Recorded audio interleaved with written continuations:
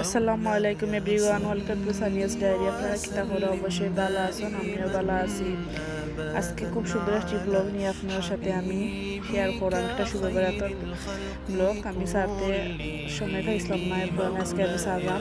গতকাল সকালে ঘুম থেকে ওঠার পরে আমি সেটা নুনের বড়া বানাই দিছি। আমরা সিলেটি বাসায় যেটা আমি নুন পিঠা করি, পিঠাটা করিলাম সকালে নাস্তাটা হয়ে যাও।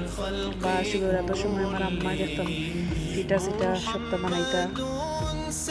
তো কয়েকগুলা লাগে করে আমার আম্মার একটা আমি দইরে রাখি। এখন বর্তমানে আমার আম্মা নাই।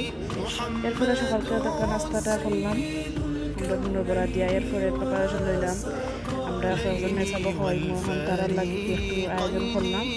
এখন একটু রান্না বাড়ার মাংসটা আমি ফ্রিজ থেকে হয়ে রাখছি। আর একটা টমেটো লাগে সালাদ, একটু কাটা বাসা করলাম, আদা রসুন সব কইরা আমি রেডি করলাম আস্তে আস্তে।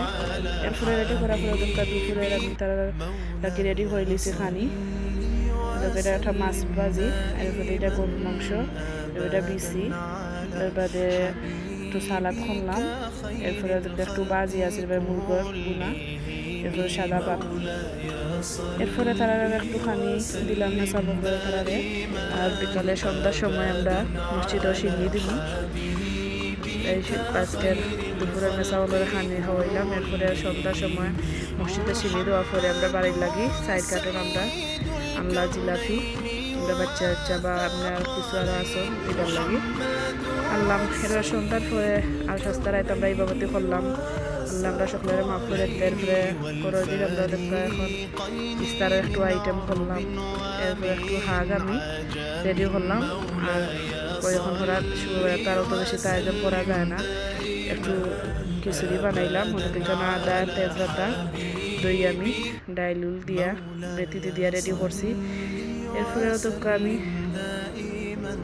আগটার একটু আমি বাগার দিলাইব। আমি রসুনটার একটু লাল করলাম। রসুনটা একটু লাল করলে বালাও লাগে। আর বাকি যে উপকরণ চাইলাম আমি আনি লিবু লইয়া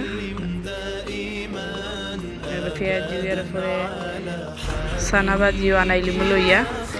এরপরে আমার বাগারটা লাল হয়ে গেছে, রসুনটা এখন আমি হাঁক দিলাইলাম। সিলেট বসে হাঁক হই। এরপরে তো খিচুড়িটাও আমি রেডি করলাম, হাঁকটাও রেডি হয়ে গেল। এখনকে আমি কয়েকটি কিরারে আমি কয়েকটি শসারে আমি এখনকে সুন্দর ছোটো ছোটো করে স্লাইস করে নিব। এখনকে ছোটো ছোটো করে আমি স্লাইস করলাম। এরপরে তোরা অল্প একটু সালাদও বানাই নিব আস্তে আস্তে। আর রাস্তা দিনে হঠাৎ করে যারেকে তো আর অত বেশি রেডি করা যায় না। এরপরে বাকি উপকরণ দোকান লইয়া নাই নিলাম সানা ভাজি আর পেঁয়াজু। এরপরে আস্তে আস্তে আমি পরিবেশন করলাম। সব প্লেটে আমি খিচুড়ি লই লিছি আর অল্প করে আমি সবটা দোকান সব প্লেটে দিলাম। কারণ অত বেশি তোর আয়োজন নাই, তুরা কই আমরা রই যাব। এরপরে আমি আস্তে আস্তে সব প্লেটে দিয়া আস্তে আস্তে রেডি করিলাম দক্কা। আপনারা গেলাম খুব সুন্দরও লাগছে। হঠাৎ একটা আয়োজন হইলে বা আসলে ইফতারের একটা আয়োজন খুব সুন্দরও লাগে আমার কাছে। কার কাছে কিলার লাগে জানি না, আমার কাছে খুব ভালোও লাগে। তো এখন আমি তুরা করে সানা ভাজিও সব প্লেটে পরিবেশন করলাম।